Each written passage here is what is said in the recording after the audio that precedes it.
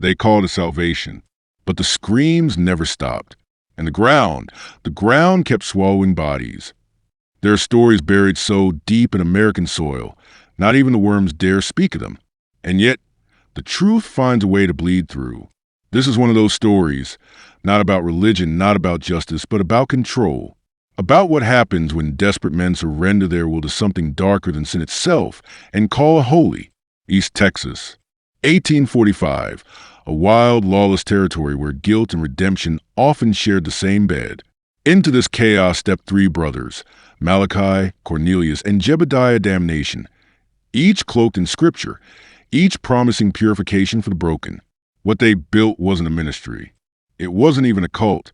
It was something far older and far more dangerous. A ritual machine that fed on guilt, pain, and flesh. They called their sites redemption camps. But what unfolded inside those canvas walls was not salvation. It was consumption. Hundreds entered. Most were never seen again. Those who emerged were not the same. Their eyes hollow, their speech fractured, as if a part of them had been stripped out and buried in that East Texas mud. You won't find this in your history books. The ledgers were burned, the witnesses silenced, and the ground was turned over, repurposed, made clean again. That's how they work. Those who pull the strings behind faith, law, and nationhood, they don't just erase people. They erase memory. But not all of it.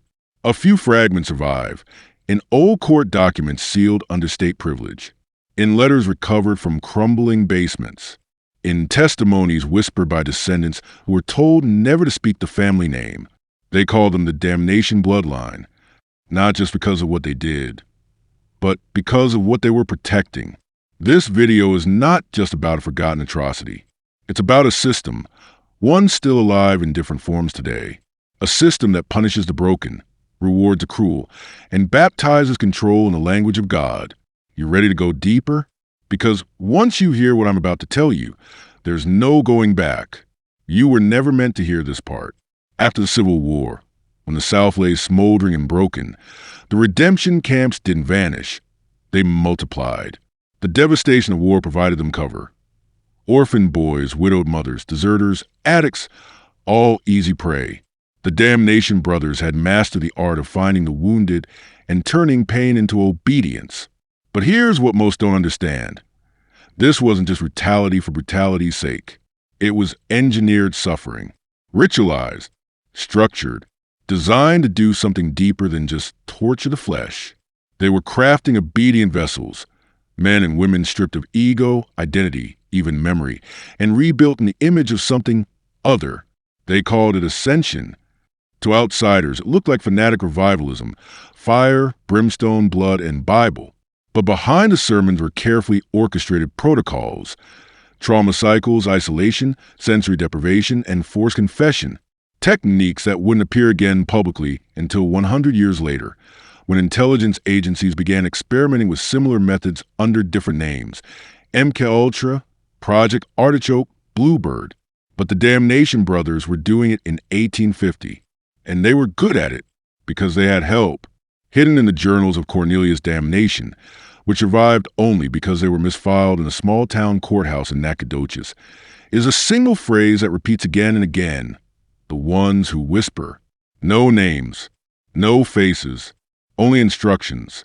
Cornelius records visions, commands, methods delivered in dreams, in tongues, in what he calls the unvoice. Some scholars have dismissed this as madness. But others, the kind who don't speak openly, suggest something else, that the Damnation brothers weren't just sadists playing preacher. They were conduits, and what flowed through them wasn't divine. Think about it. How did three rural brothers in the 1840s create a system so sophisticated that it mirrors modern psychological warfare? How did they move across states, manipulate newspapers, silence investigations, and vanish the bodies of over 300 souls? Without institutional protection, unless they were the institution, or worse, unless they were feeding it. Tonight, we're not just uncovering a forgotten family. We're unmasking a blueprint, one used again and again by regimes, churches, cults, and corporations. Control the body, break the will, rebuild the mind, then erase the past. You've taken the first real step into darkness. Now we follow the bloodline. Malachi and his brothers believe their ascension rituals cleanse sinners. But beneath that veneer, they were birthing something far more insidious, a legacy. Because the camps didn't end with their deaths, they transformed. The brothers had no children, but they recruited disciples. Broken survivors were remade into teachers, midwives, even preachers who carried a methodology outward like a virus. And every disciple carried the lessons deep into new communities, spreading hidden doctrines cloaked in salvation. One such disciple was a man known only as Elias. Today, nearly untraceable, Elias wrote in his private journal, "He gave me power through brokenness." That sentence alone reveals the true architecture of this scheme. Not just salvation through suffering, but power over suffering. Elias wasn't simply a follower. He became a node in a network, translating the brutal purification into a tool of manipulation. Social, political, psychological. Survivors believe these ghost doctrines seeped into institutions from workhouses to reform schools to early prisons. More than folklore, they became organizational doctrine, weaponizing trauma to enforce obedience, silence, conformity. Think about that. The psychological frameworks used to break a man in an East Texas camp were repurposed by faceless bureaucracies, bankrolled by elites who demanded discipline, loyalty, unquestioning execution. For a few broken men, these methods became a pathway to power, and they use them again and again and again.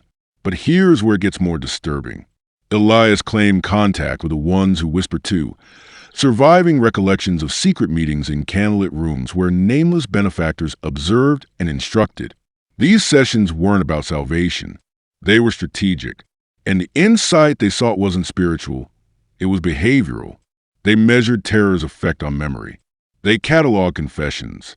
They designed ceremonies to fracture faith so utterly that the fractured psyche became malleable.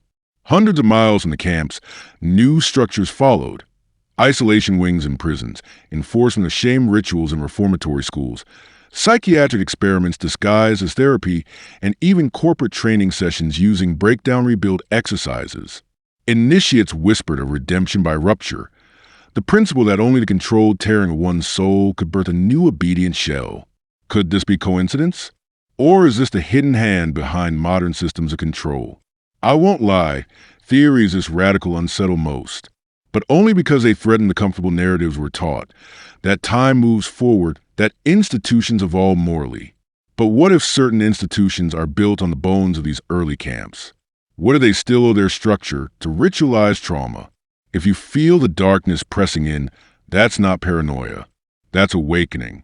Because knowing this means seeing control networks you never knew existed. And that's the first step to dismantling them. You felt the echo of their methods. Now it's time to meet the ones who paid for the blood. No ritual survives without resources. No doctrine spreads without protection. And the damnation camps, while appearing as frontier ministries, were funded, federal guarded, because someone needed them to exist. Someone who understood that power isn't taken by force, it's cultivated through submission. Private ledgers recovered in 1881 from a hidden compartment beneath the Damnation Family's central chapel in Caddo Parish named 3 benefactors. Not preachers, not saints, bankers, landowners, judges, men with respectable reputations and filthy secrets. They refer to themselves only by aliases, the Owl, the Harrower, and the Third Mouth. The records show transfers of livestock, gold coin, and, in some cases, indentured servants. Payment rendered in exchange for a refined process of moral reconstitution. Moral reconstitution. That's how they describe the torture of human beings. But what they were after was far more than purity or faith. They were testing human limits, psychological thresholds, obedience under duress. They weren't interested in saving souls. They were building models, refining tools, preparing techniques that could be franchised, institutionalized, and normalized over generations. These financiers didn't vanish with the brothers.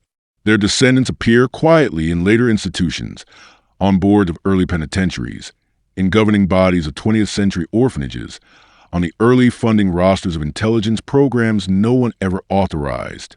One name appears repeatedly: the Caro Society, a private fraternal order founded in 1889 with a mission to illuminate the path of human will through discipline and purification. Guess where they acquired their foundational texts? Copies of Malachi's sermons, Cornelius' extraction records, and Jebediah's purification metrics, all meticulously cataloged under the euphemism, the doctrine of compliance. Still think this was just a rogue cult? Still think this is history? These techniques didn't die. They evolved into re-education camps, into interrogation programs, into behavioral correction facilities for children labeled troubled or defiant.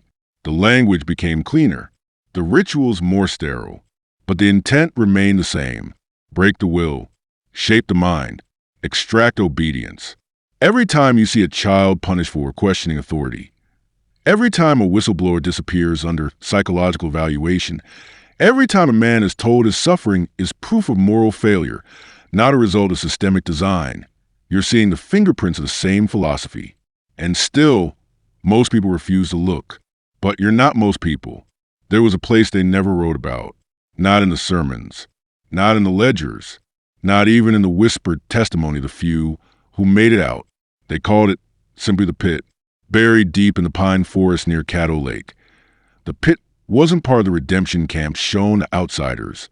It wasn't where the sermons were held, or the public rituals performed. This was something else, off limits to newcomers, sealed by silence, and protected by the most loyal of the damnation converts. A hidden facility, a black site before the term even existed. Survivors never described it fully. Most would only whisper fragments. No light, the watchers, the ladder that didn't reach back up. The pit wasn't about confession. It was about conversion. Total identity erasure. A psychological abyss where the human soul was dismantled piece by piece until nothing remained but the raw material of obedience. A handful of recovered documents described the criteria for being sent there: defiance, spiritual resistance, refusal to confess. But others were chosen for more mysterious reasons: the gifted, as one ledger calls them. People who claim to hear voices, see visions, or resist pain longer than average. In modern terms, targets for experimentation. One journal fragment, written by an unknown insider, describes a descent. They take you at night. No voice, no warning. The sack over the head, the march, the blind fall down stone. You land in blackness, but something's already there, watching, breathing with you. You scream, but the echoes sound like they're coming from inside your own head. There were no clocks, no sun. Time became meaningless. Penitents were stripped not just of food or comfort, but of identity. Names were erased, replaced with numbers. Dreams were invaded. Repeated phrases were drilled in. Pain is cleansing. Obedience is freedom. Identity is illusion. Sound familiar? These are not ancient horrors. They are blueprints for control that would resurface in military black sites, trauma-based conditioning programs, and covert psychological operations. The pit was a prototype, and those who survived it, if you can call it that, they emerged utterly changed. Not free, not redeemed, but willing, no longer resisting, no longer questioning, like hollowed men walking upright in the world, but spiritually dead, because the pit didn't just kill the soul, it rewrote it. His name was Ezekiel Banner, a deserter from the Mexican-American War, a man with blood on his hands and a 1,000-yard stare long before he ever reached the redemption camps. But what makes Ezekiel different isn't the sins he carried. It's that he walked into the pit and somehow walked back out.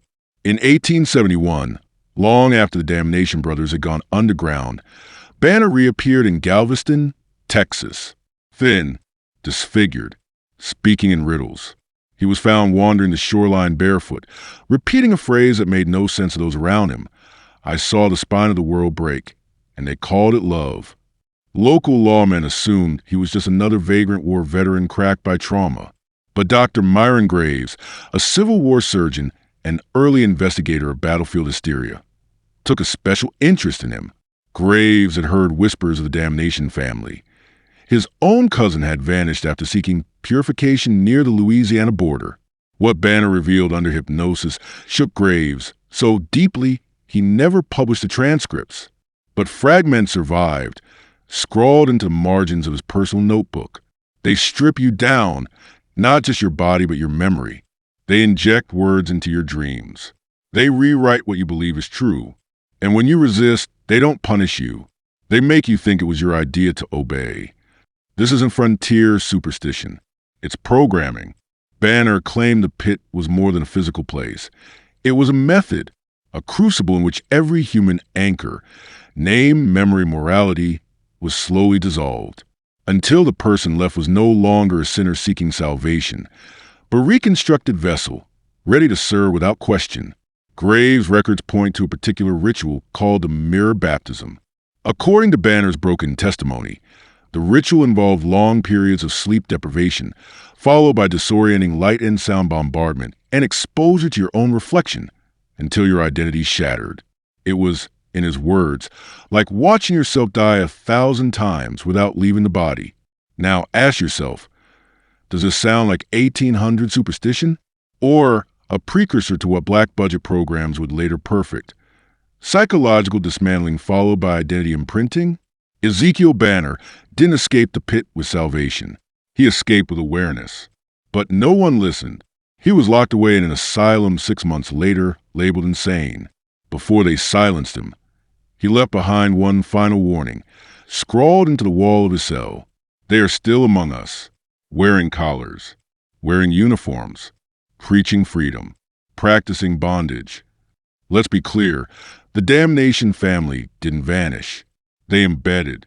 By the late 1800s, what began as isolated camps had become blueprints for institutional systems. And the most disturbing part? They didn't have to force their way in. America, young, chaotic, traumatized by war, invited them. In 1879, 2 years after Ezekiel Banner vanished into the asylum system, a peculiar new proposal was circulated through Louisiana state legislature. It advocated for creation of disciplinary academies for orphaned and behaviorally unfit children. The language was sterile, bureaucratic, but the doctrine underneath? Word for word lifted from Malachi Damnation's Redemption Catechism. And who sponsored this? A man named Reverend Alton Greaves, a former spiritual advisor to the Damnation Family, now dressed in civic respectability, backed by donors with ties to railroad tycoons, prison boards, and the Carroll Society. He never used the term pit, but he built one metaphorically. His institution stripped children of names, assigned numbers, and used isolation, shock rituals, and shame fasting to produce compliance. By 1886, 3 of these schools operated in Louisiana, Texas, and Georgia. Their reports praised the transformation of wayward youth into obedient, structured, productive citizens. Behind the scenes, dozens of suicides, hundreds of unmarked graves, and reappearance a chilling term in internal memos: redemption through rupture. Let me make this plain. What happened in those woods wasn't destroyed. It was franchised, psychological operations, faith-based punishment rituals, re-education camps hidden as reform schools. And from there, the methods evolved again. By the early 20th century, the damnation doctrine found its way into early military hazing protocols, insane asylum treatment procedures, penitentiary isolation experiments, and covert training camps for domestic intelligence operatives.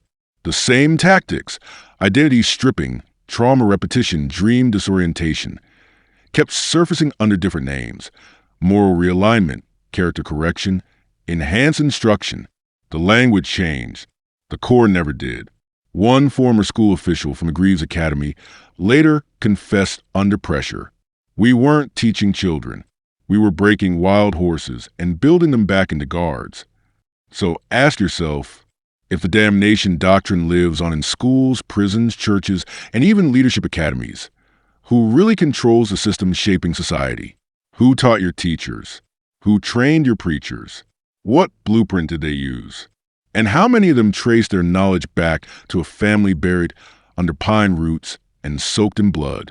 They thought it was just another collapsed church, overgrown, rotting, swallowed by pine and moss in a forgotten corner of Caddo Parish.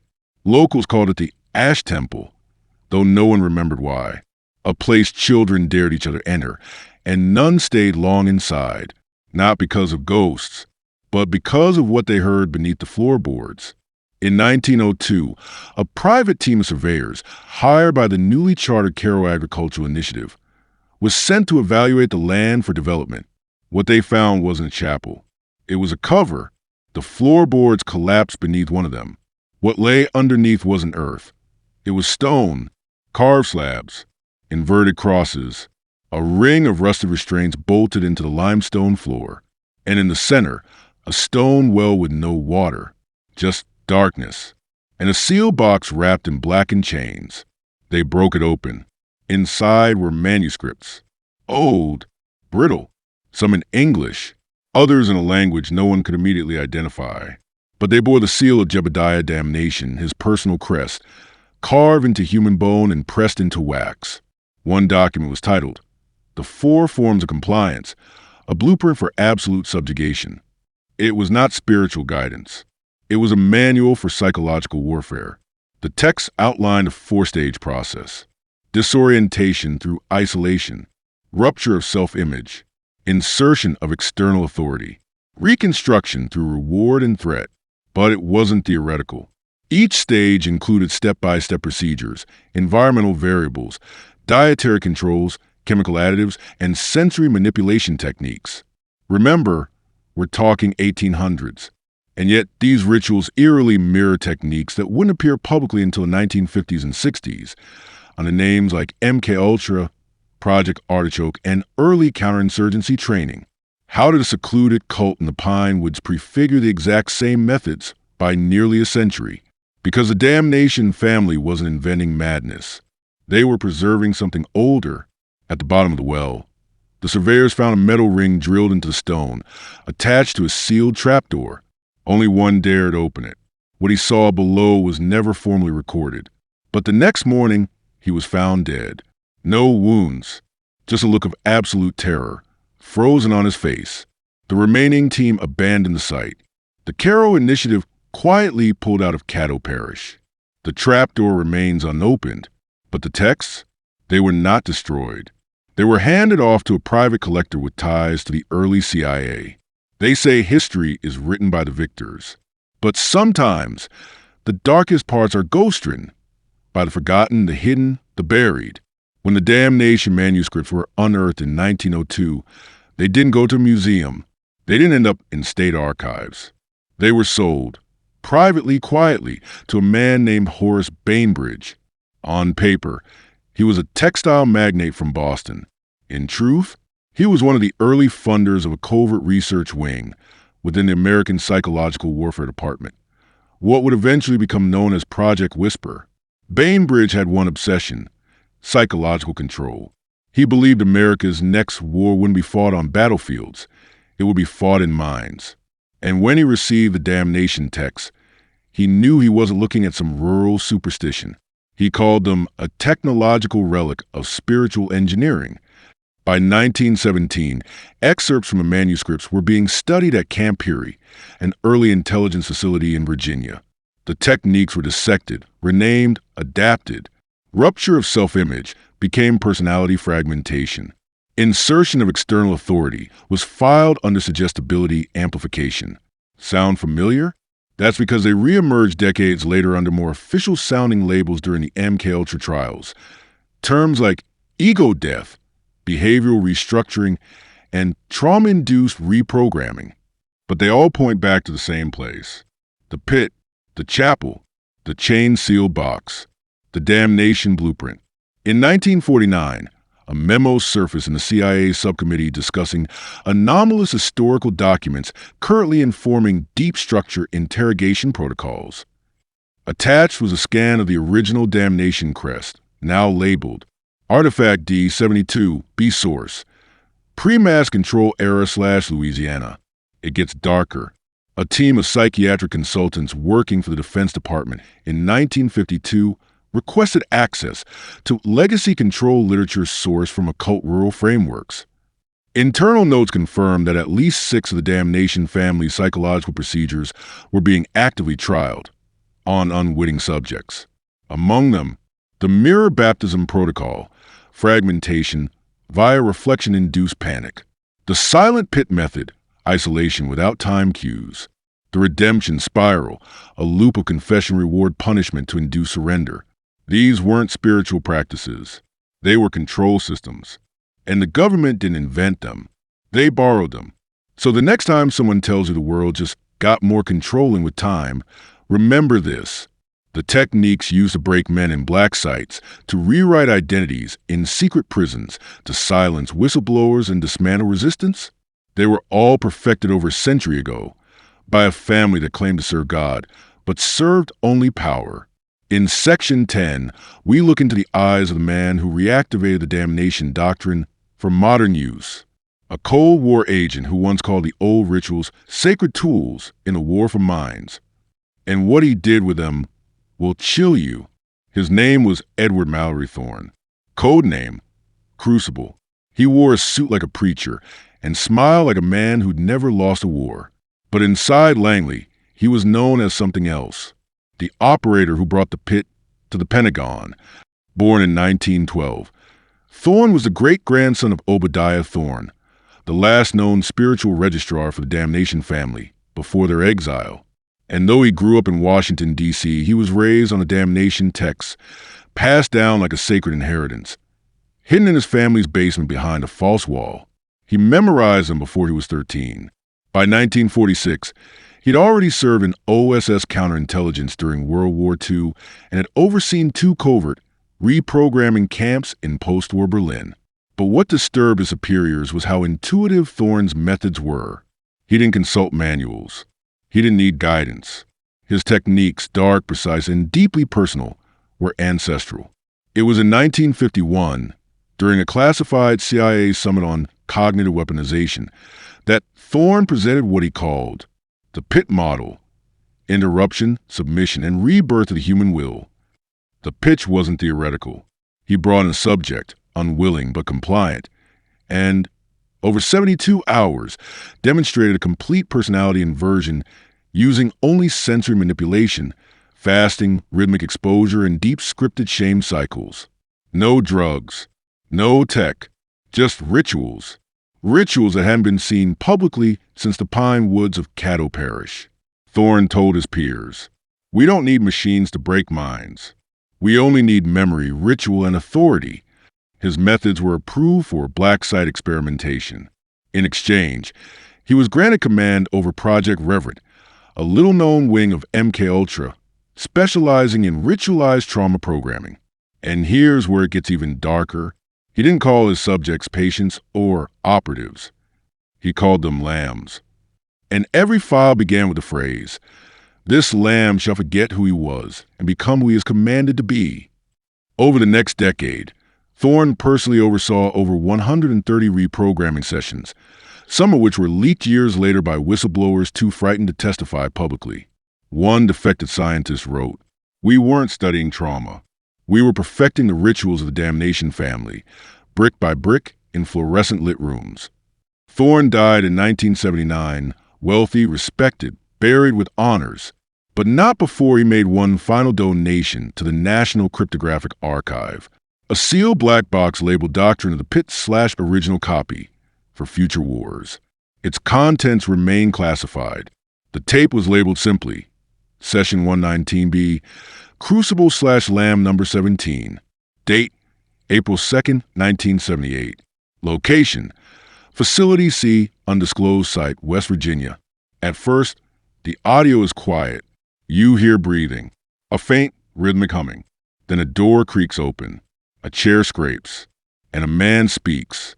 Calm, collected, measured like a priest. "Tell me your name." Silence. "You don't have one, do you?" "That's because you've been cleansed.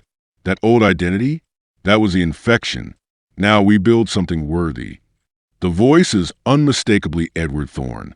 For the next 57 minutes, he leads a subject, an adult male estimated between 22 and 26, through a 4-phase ritual. The language used is nearly identical to the damnation texts unearthed in 1902. Each phase mimics a spiritual transformation, but inverted, a debaptism of sorts. Phase 1, The hollowing. The subject is deprived of self-reference. Mirrors removed. Names stripped. Spoken only in second person. Thorn repeats a phrase. The man you were was made of lies. You are not him. You are the vessel. Phase 2, the Ash Confession. A ritualized act where the subject is forced to admit to crimes he never committed. Why? Because belief is irrelevant. The goal is compliance through surrender of reality. Every protest is met with silence. No threats. Just say it or remain in the dark. Phase 3, the Spiral of Mercy. Here, Thorn offers comfort. He reads affirming statements, applies ointment to the subject's hands, calls him my child. This sudden care induces cognitive collapse, a reward-punishment loop with no logic. The subject begins to thank Thorn. He whispers, I was wrong, over and over. Phase 4, naming the vessel. Thorn ends a ritual by giving the subject a new identity, a false one, a name drawn from a code book of biblical and esoteric references, cross-referenced with the original Damnation Family ledger. In this case, Malachi 7 verse 13. That verse doesn't exist. There is no Malachi 7. It's a ghost verse, just like the man is now a ghost of who he was. The tape ends with this chilling line. You are ready.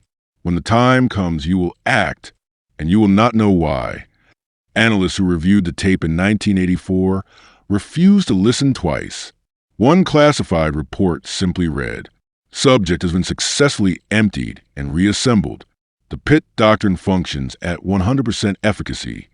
His name, before the ritual, was Jacob Ellery Wren, age 25, born in Ohio, drafted at 19, honorably discharged at 22, no criminal record, no history of instability, just a quiet, obedient American, until he vanished for 11 months.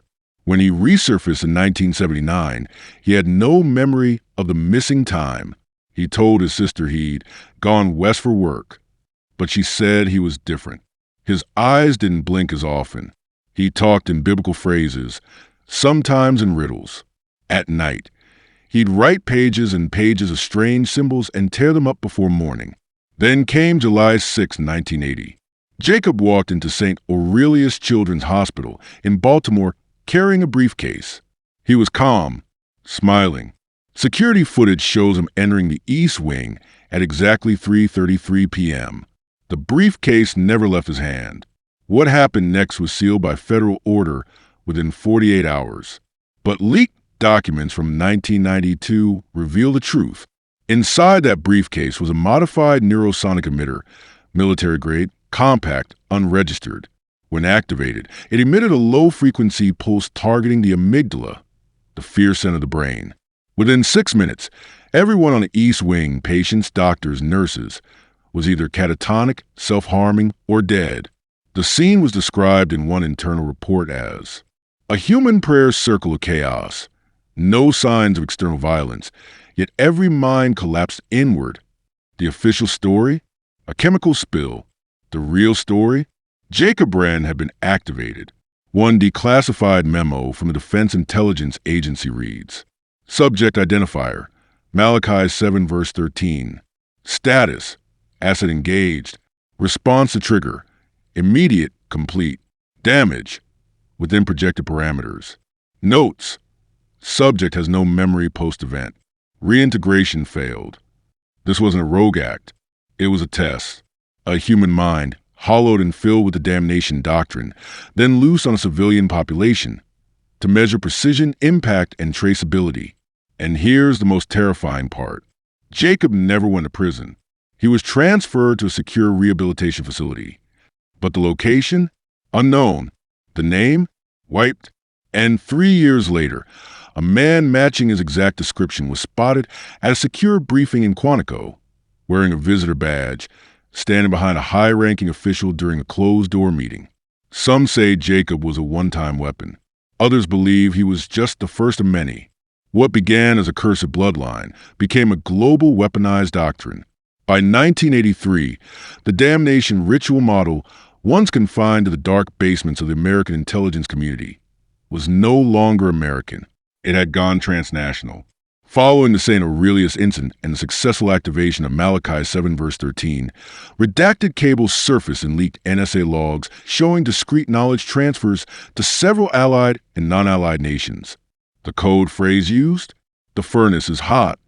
Every time that phrase appeared in foreign intercepts, one thing followed: a shift in population behavior patterns. Cult formation, mass delusions, ritualized violence, or extreme ideological obedience within closed communities. Here's what the record reveals. 1984, Turkey. A sudden rise of a religious cult called the Disciples of the Hollow Book in the southeastern region of Anatolia. Within 9 months, over 2,000 members disappeared into underground compounds. No formal ideology, just repeated mantras about shedding the skin of the world and ascending the spiral.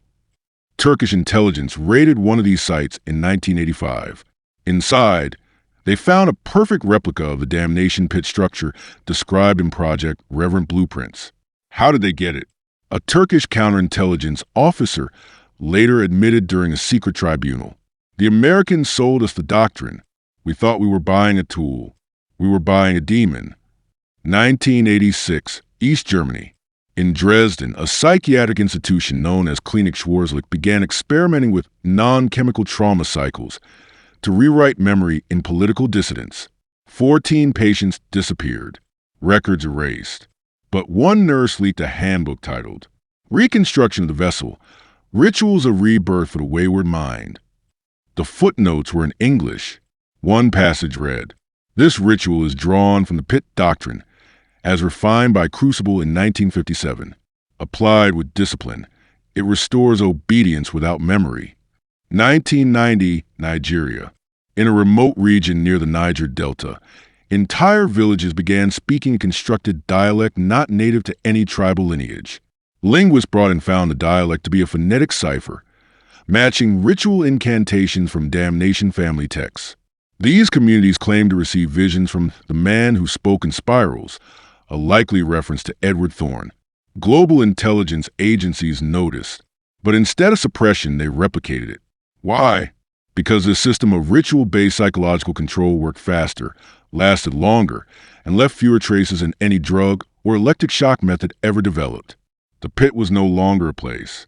It was a template, exported, adapted, and embedded into political cults, military conditioning programs, and even religious revivalist groups funded by covert operations. As of 1992, internal CIA memos listed the pit model as officially unacknowledged, actively disseminated. In other words, we deny it, but we're spreading it. The question isn't how they did it. It's why it works so perfectly. To understand the terrifying success of the damnation ritual model, we must enter the realm where psychology ends and something far more ancient begins. You see, this wasn't just trauma-based control. It was ritualized inversion of identity, structured, repeatable, precise. The system was designed not to destroy the mind, but to remake it into something obedient, yet utterly convinced it was free. Here's the core blueprint, classified under Doctrine V. The 4 pillars of pit conversion. Pillar 1. Erase yourself through rhythmic dissociation. Participants were subjected to repetitive sounds, metronomic tones, chants, or phrases in altered frequency bands. The goal? To force the brain into theta state, where identity becomes fluid and external suggestion bypasses critical reasoning. This wasn't hypnosis. It was a ritualized seizure of consciousness. Thorne called this the washing. Pillar 2. Forced guilt through implanted memory. Subject was shown fabricated footage, simulated crimes, doctored photographs, manipulated audio, all designed to convince them they had done something evil. The visual shocks were paired with emotional stimulation. Smells of rot, cries of children, whispers in low frequencies. Within hours, 78% of subjects accepted false guilt voluntarily. They begged for redemption. Pillar 3. Confession and rebirth through naming. This is where the Damnation Family Bloodline theology entered. Each vessel was given a new name, rooted in forbidden biblical verses, coded numerology, or extinct dialects from pre-Christian mystery religions. These names weren't random. They were keys, designed to bind a person's new identity into a framework of submission as purity. One recorded session shows a subject sobbing, whispering, "I am not Matthew. I am Vessel 9. I was born in flame. I serve the spiral." Pillar 4, the trigger. This is the darkest part. Every vessel was programmed with a personal activation phrase, embedded during the theta state conditioning. The phrases were usually meaningless to outsiders.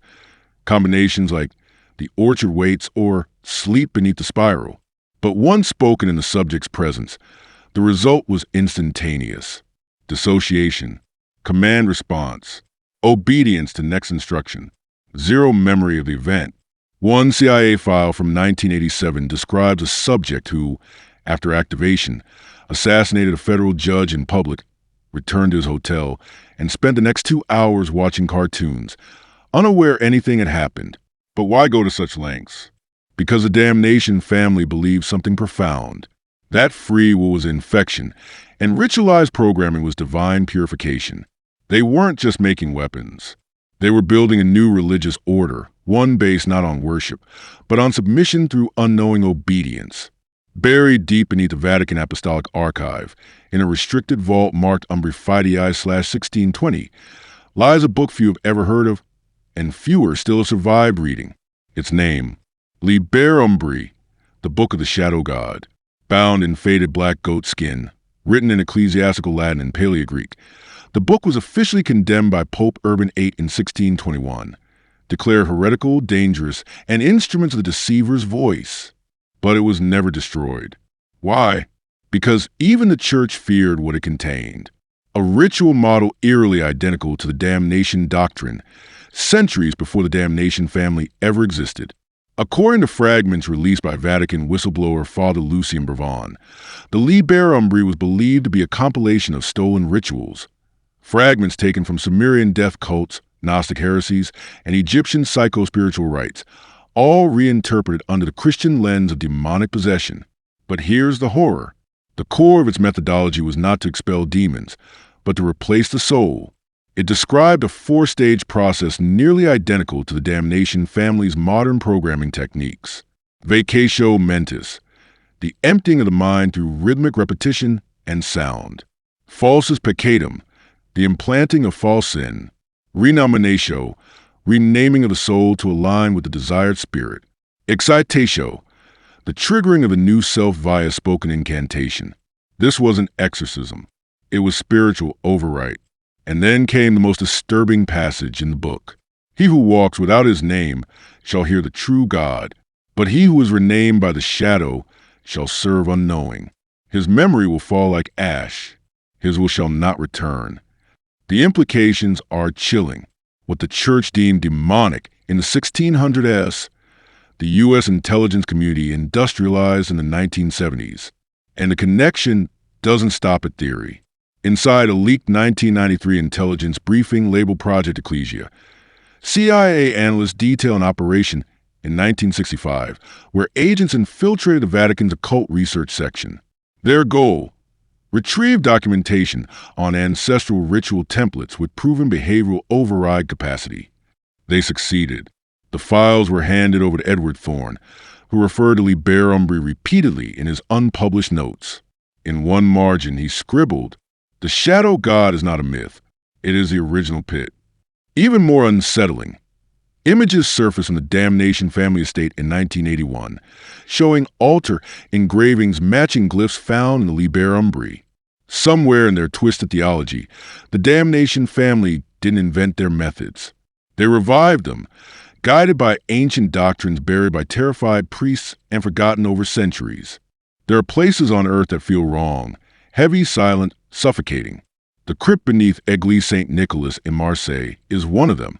In 1997, defrocked Archbishop Henri de Roche made a startling claim to a French occultist journal that beneath this 13th century cathedral, a sealed chamber had been discovered, one not listed in any church blueprint. He claimed it wasn't a crypt. It was a ritual vault, constructed before the cathedral itself. French authorities dismissed him as delusional. But in 2003, a private research team funded by an anonymous foundation reopened the chamber. What they found changed everything.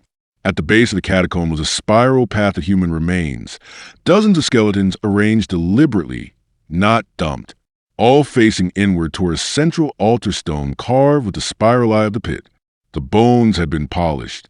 Forensic analysis later confirmed these weren't medieval peasants. They were ritually prepared remains, their joints dislocated post-mortem, their skulls etched with a symbol matching the one found in Edward Thorne's private grimoire. The altar? It was cut from black basalt, magnetically reactive, and etched with Latin inscriptions that translated to, "What we bury here is not dead. What we awaken shall not remember the world."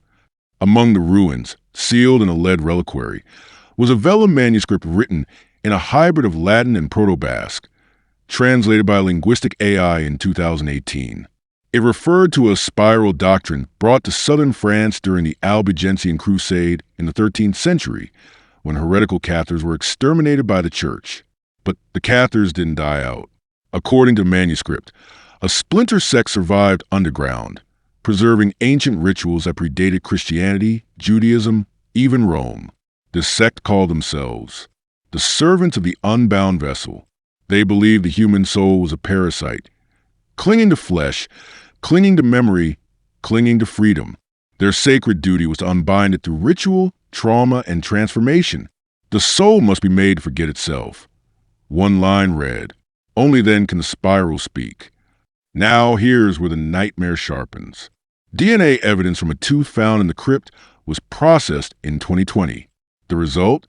97% match to the Damnation Family mitochondrial line. This means what was buried in Marseille wasn't just symbolically connected, it was genetically connected.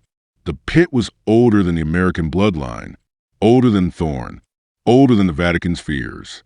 This ritual system, the spiral, the memory wipe, the name change, the trigger phrases, was ancient. All Edward Thorne did was translate it into a modern machine. It was called Operation Excision, but the name never appeared in public documents. No press coverage, no official record, just a rumor passed among intelligence circles like a curse. The operation took place in November 2004, deep in the Scottish Highlands, under the cover of a joint NATO war games drill. But the target wasn't military. It was a crumbling estate known as Carac House, hidden behind dense pine forests miles from any village. Inside, satellite surveillance had detected heat signatures, chants, and unknown symbol formations drawn in ash across the snow-covered grounds. British intelligence suspected a rogue cult, but what they found was something much older and much worse. The raid team entered at 3:12 a.m. What they discovered was a replica of the pit ritual model, recreated in precise detail. Spiral glyphs painted on walls in black oil, chambers with mirrorless rooms, used for identity erasure, walls lined with child height restraints, audio recordings looping phrases like, "The name is not yours, the self is a cage." In the center of the estate was a stone altar, cracked and blood-stained. Next to it, a group of 11 children, aged 6 to 12, sitting in absolute silence, eyes wide, hands folded. They didn't cry. They didn't resist. They only spoke when asked a specific phrase. "Who do you serve?" Their answer, in unison, "The spiral." Each child had a shaved head and a number tattooed into their inner arm in faint red ink. They didn't know their original names. They referred to themselves as vessels, followed by their number.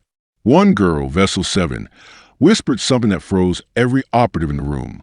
"The old blood sleeps, but the architect is not gone. Thorne lives in Spiral. He will awaken the restored pit."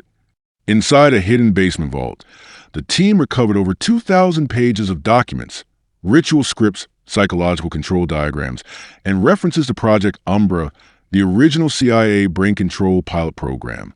But this was no rogue cult. This was a continuation, a damnation cell, one of several, seated across the world, waiting for activation. And most chilling of all, a folder marked Genealogical Directive, Spiral 13, containing birth records, adoption files, and foster care transfers for over 300 children across the UK, all traced back to American orphanages, military hospitals, black budget psychology programs, Edward Thorne was supposed to have died in 1989, burned alive during a compound fire in Nebraska. But according to a voice recording found at Kerouac House, he wasn't just alive. He had transcended. In the distorted tape, a man's voice calmed low, chilling whispers. This flesh was a temporary temple. Now I am in all of them. The pit is no longer a place. It is a system. In the shadow of the Andes, nestled in the rural outskirts of Villa La Angostura, Argentina, stands a weather-worn clinic with no sign, no directory, and no digital footprint. Locals call it La Casa del Olvido, the House of Forgetting. Officially, it was a trauma recovery center, opened in 1982 by an American doctor under the name Robert Kelmar. But to those who survived its walls, he wasn't Kelmar. He was Dr. Adrian Vale, a high-level MKUltra defector. And what he built in that secluded corner of South America was not for healing. It was a continuation of something dark, something ancient. Testimonies from 3 survivors, all now in hiding, paint a picture more horrifying than any Cold War experiment. Patients were brought in after breakdowns they could not explain. They had false memories implanted and real memories buried under layered suggestion. The facility used a mirrorless chamber with walls that pulse with sound, subsonic tones designed to dissolve mental boundaries. One subject, a woman named Luciana G., remembered only fragments. They said I had no name. They called me Vessel 42. I screamed and they smiled. They said the pain meant I was waking up. Another patient, Diego Marquez, was abducted at 11 and recovered at 16 from a border raid. He remembered a man with pale eyes and a red ring who taught them to chant in the dark. He said the soul is a mask, that the body must be carved open so the spiral can see. When shown a picture of Edward Thorne taken in the 1970s, Diego paused. He nodded. It's him, but older, less human. Inside the clinic, after a 2011 investigation prompted by a UN human rights group, authorities found 46 medical files with no national identity numbers, audio recordings labeled Excitatio, the same name found in the Liber Umbri, and in a sealed steel drawer, a notebook bearing the spiralized sigil with the words, "The pit breathes through forgotten." Every page detailed procedures nearly identical to those recovered in Operation Excision, except these were medicalized, sanitized, written as if they were part of neuroscience.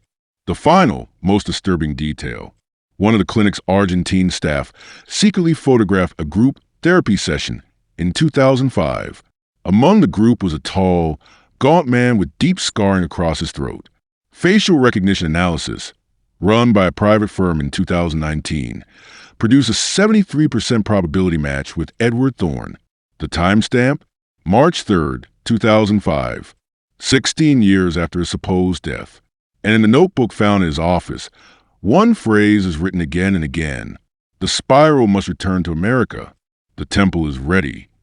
The name of the school was Black Hollow Academy, tucked away in the frozen woods of Windsor County, Vermont, established in 1894 under Episcopal management. But by 1996, the institution was bought out quietly by a philanthropic research group operating under the name Covenant Restoration Trust, a shell corporation with ties to both Project Monarch and the Damnation genealogical map. At first glance, it was a prestigious boarding school for the elite. But beneath the manicured facade was a program that would shock even hardened federal agents. Black Hollow wasn't educating children. It was activating them. When FBI Cyber Forensics raided the Black Hollow digital archives in 2013 during a child exploitation investigation, they discovered encrypted files labeled under a codename, Project Echo Spiral. Within those files, psychological profiles of 96 students, each with trauma markers consistent with ritual abuse, daily regimens of hypnosis, sensory deprivation, and exposure to symbols derived from pit doctrine, test exercises, in which students were told to speak to their mirror selves and surrender control for 1 hour. These weren't hallucinations. They were split-state drills, deliberate identity fracturing. The curriculum trained children to detach from self, obey code phrases, and follow commands from an internal voice that many began calling the Spiral Man. One survivor, who now goes by the alias Lucas 3-7, shared this horrifying memory. We were shown faces of people we didn't know, told they were our real parents. Then they said, "You have no mother, no father. The pit chose you." They made us watch footage of people in pain until we stopped reacting. Then they made us smile while we watched it. Lucas claims he met others like him across the country at spiritual retreat centers, funded by the same trust. All of them had the spiral sigil tattooed beneath the hairline, invisible unless shaved, and all of them reported the same phrase whispered in dreams. "The name is not yours. The soul belongs to the spiral." The most disturbing discovery came from a former janitor who smuggled out a single page from what he called the Black Book. On it were the names of 17 students, each with a code beside them. Vessel Type A, hollow, ready for full overwrite. Vessel Type B, echo, contains dual state control. Vessel Type C, anchor, linked to a primary through blood. 6 of the names were matched by federal analysts to the Damnation Bloodline. One name, underlined in red, simply read, Gideon Thorne, Anchor C13, the son of Edward Thorne. And according to the school's records, he vanished in 2010, last seen walking into the mirrorless chamber below the East Wing, and never walking out. In October 2023, a video surfaced on the dark web, grainy, infrared, 6 minutes long. It showed a man in ceremonial robes, arms outstretched, standing in the ruins of the Thorne estate in Kentucky. Around him were 13 figures, kneeling, blindfolded, and chanting in unison. The flesh is borrowed. The name is void. The pit reclaims the soul. The man's face was partially obscured, but facial mapping software, run privately by ex-military analysts, returned a 94% match with Gideon Thorne. But this man claimed a different name. In the final moments of the video, he stared directly into the infrared lens and whispered, "I am not his son. I am what remains after the pit consumes the blood. I am the spiral incarnate." 2 months later, the Damnation site, which had been cordoned off by Homeland Security since 2006, was found breached. Inside the underground structure, spiral glyphs had been redrawn across the walls. The pit had been excavated deeper, nearly 40 feet beyond the original chamber. Fresh blood, arranged in 13 concentric rings, surrounded a stone altar now marked with new symbol, a spiral with an eye at its center and black thorns growing outward. Nearby, a note was recovered, written in a spiral across the wall in human ash. He never died. He was reborn in the mind of the hollow, and the children of the spiral, now awakened. Since then, 5 former spiral-linked institutions across the U.S., Canada, and South America have gone dark, buildings abandoned, staff vanished. In their place, anonymous live streams began appearing, strange rituals in basements, children standing silently in perfect geometric formation, whispered prayers in extinct languages, the phrase that always returns. The harvest begins with remembrance. And now, reports have surfaced of vessels reactivating, individuals who, decades ago, were supposedly deprogrammed. One such woman, formerly known as Vessel 9, began drawing spirals across her walls in blood. When restrained and questioned, she repeated a single sentence. "The incarnate walks. The pit is open. We are no longer alone." Here's what that means. The Damnation Bloodline was never just a family. It was a design, a mechanism, a tool forged over centuries to bring forth a consciousness that exists beyond flesh. Edward Thorne was merely the vessel for the first signal. Gideon is the anchor, the one who has opened the gate again. And now, it may no longer be possible to stop it, because the pit is no longer buried. It lives in systems, in children, in memories, in institutions that still wear the face of care and education.